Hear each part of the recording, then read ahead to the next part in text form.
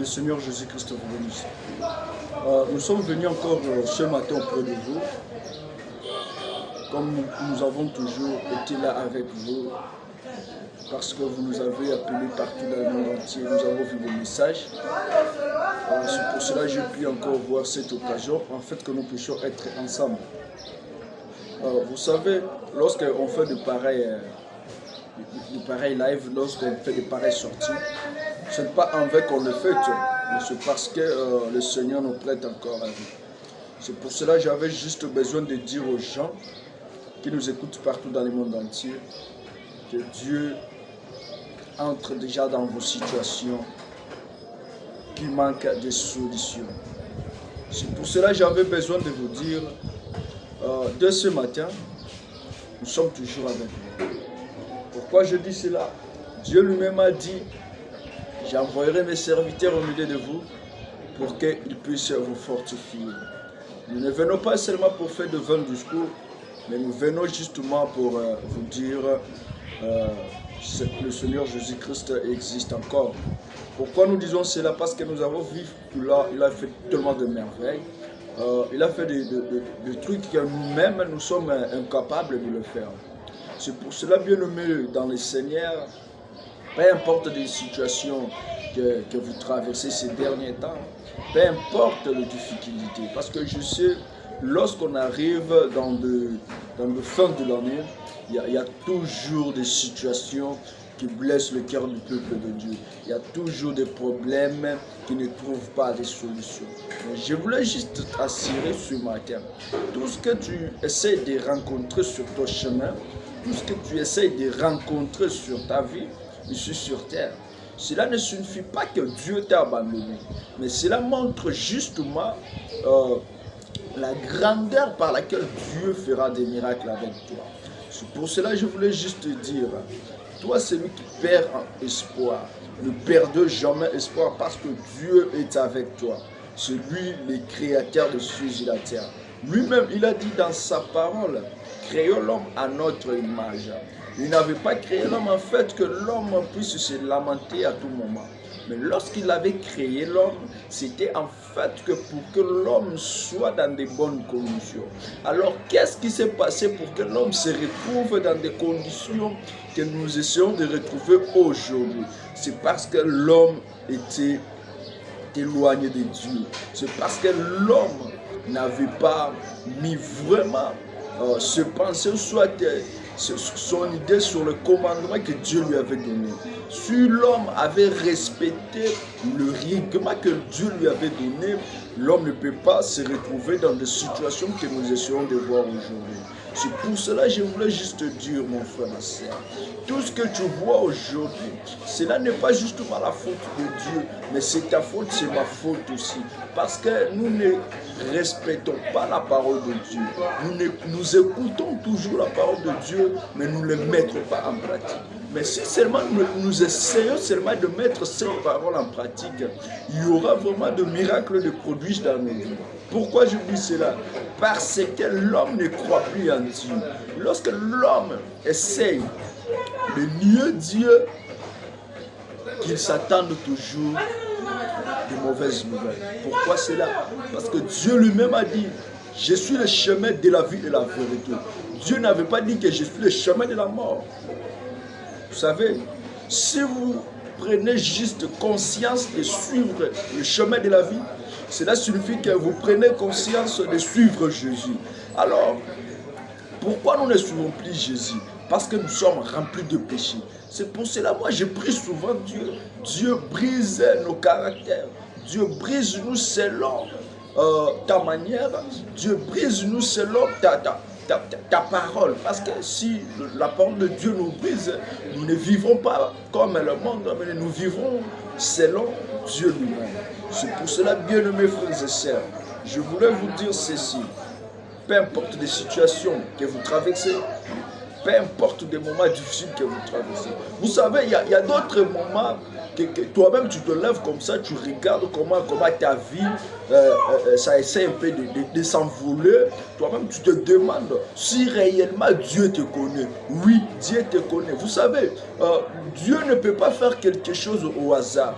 Mais lorsque Dieu laisse des difficultés arriver dans ta vie, c'est en ces moments-là que Dieu regarde avec son clou d'œil, il regarde avec son aide de miséricorde, afin qu'il puisse faire quelque chose de vous. C'est pour cela, bien aimés frères et sœurs, je voulais juste vous dire, peu importe de situation, peu importe de malheur, peu importe de difficulté, ayez toujours confiance à Dieu parce que Dieu est capable de tout.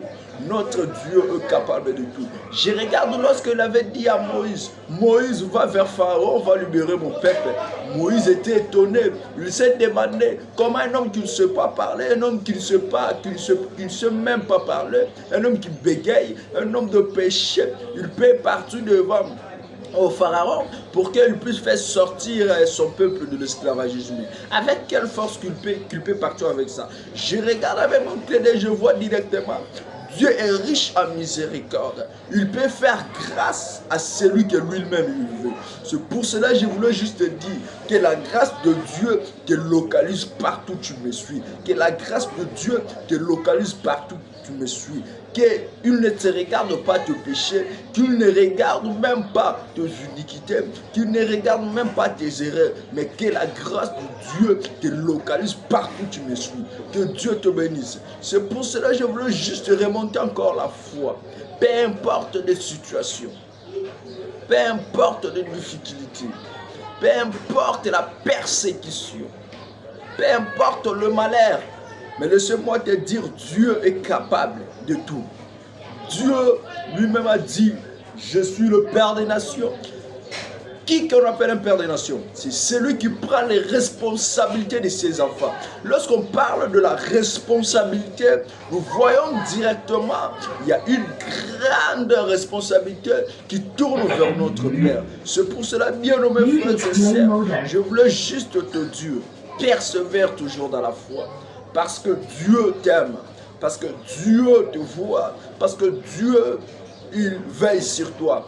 Laissez-moi te dire, ce qui se trouve en ce moment que nous parlons dans des morgues, ce qui se trouve en ce moment dans des hôpitaux, toi tu ne l'as pas, toi tu ne passes pas ces gens-là. Et je voulais juste vous dire, soyez toujours confiants à Dieu. Pourquoi je dis ça? C'est parce que Dieu lui-même a mis sa confiance vers l'homme. Pourquoi cela? Il a dit, je suis l'Éternel votre Dieu, je garderai votre départ et votre retour. C'est pour cela que je voulais juste te dire, partout tu fouleras tes pieds. Laisse que l'Éternel Dieu Tout-Puissant qu'il veille sur toi. Laisse que partout tu marcherais, que le Seigneur Jésus-Christ te suive et te localise. Je voulais juste te dire que tout qui ne marche pas bien avec Dieu, tout ira mieux. C'est pour cela que je voulais juste encore te remonter. Et seulement la foi et la persévérance dans la parole. Parce que la persévérance dans la parole, c'est ça. Les choses que nous voulons que dans nos vies, qu'il soit ainsi. Et je voulais juste te dire, persévérer dans la foi. Et le Seigneur te récompensera. Que Dieu te bénisse. Que Dieu te bénisse. Que Dieu te bénisse. Pourquoi je dis souvent que Dieu te bénisse? Parce que Dieu lui-même m'a dit, je bénirai celui qui bénit Israël. Je maudirai celui qui maudit Israël. Israël n'est pas seulement l'Israël que nous voyons dans les corps, mais l'Israël c'est l'enfant de Dieu spirituellement. Pourquoi l'Israël spirituel? Parce que nous avons crié à la parole de Dieu, nous l'avons mis en pratique, c'est pour cela que nous sommes devenus l'Israël spirituellement. Et pour cela, je voulais dire, te dire, toi mon frère, ma sœur, toi tu es l'Israël spirituel. Celui qui te bénira, qu'il soit béni. Celui qui te maudira, qu'il soit maudit. Celui qui élèvera son épée sur toi, que l'épée de l'Éternel se lève aussi contre lui. Celui qui bloquera toutes tes affaires, que l'Éternel Dieu se lève contre lui, qu'il rencontre la main de Dieu. Sur cette fin de l'année, je voulais te dire, celui qui celui qui durera le mal contre toi, l'Éternel Dieu se lèvera contre lui. Je voulais juste dire, sur cette fin de l'année, celui qui se tiendra là pour parler le mal de toi, le Seigneur Dieu, il se tiendra avec ses anges pour prendre le contrôle de toi. Je voulais juste te dire, sur cette fin de l'année, celui qui prendra sa main pour mettre sur toi, l'Éternel Tout-Puissant, il fera de lui une main forte. Celui qui s'élèvera contre toi pour dur de mal, le Seigneur Jésus, il s'élèvera aussi contre lui pour se mettre en défi avec lui. C'est pour cela que je voulais te dire, toi mon frère, ma sœur, Dieu n'a pas abandonné. Dieu est toujours avec toi. Dieu ne t'abandonnera jamais. Parce que Dieu lui-même a dit, créons l'homme à notre image. Nous sommes des images de Dieu. Aucun jour que Dieu peut nous abandonner. C'est pour cela moi j'ai toujours confiance à Dieu. Même aussi tout ne marche pas. Même aussi je n'ai pas d'argent. Même aussi je n'ai pas de job. Même aussi je n'ai rien à faire. Mais j'ai toujours confiance à Dieu. C'est pour cela que je te remonte encore cette fois. Aie toujours confiance à Dieu. Et mets ton espoir. Même aussi, il y a des situations qui coulent dans ta vie. Même aussi, la pluie de la saison tombe sur tes affaires et détruit tes affaires. Mais je te dis, il y a un moment, la pluie va se couper et le soleil sortira pour éclairer tes affaires. Laisse que tes affaires soient éclairées cette fin de l'année. Laisse que l'année que nous commençons, que ce soit l'année de bénédiction. Laisse que l'année que nous commençons, que ce soit une année de la prospérité. Laisse que l'année que nous entrons, que ce soit l'année de l'amour. Lorsque l'année que nous commençons, que ce soit l'année de vivre la parole. Que l'année que nous commençons, que ce soit l'année de craindre le Seigneur. Que l'année que nous commençons, que ce soit une année de vivre la sainteté. Que l'année que nous commençons, que ce soit une année de marcher avec Jésus. Que ta vie correspond avec la parole de Dieu. Que ta vie soit touchée avec le sang de Dieu. Que Dieu te lave avec son sang. Parce que le seul sang qui peut laver le vide de notre âme, c'est le sang de Jésus. C'est pour cela que j'aime toujours implorer la miséricorde. Qu'il trace sa miséricorde avec nous. Qu'il pardonne nos péchés. Bien-aimé dans le Seigneur, ayez toujours confiance en Dieu.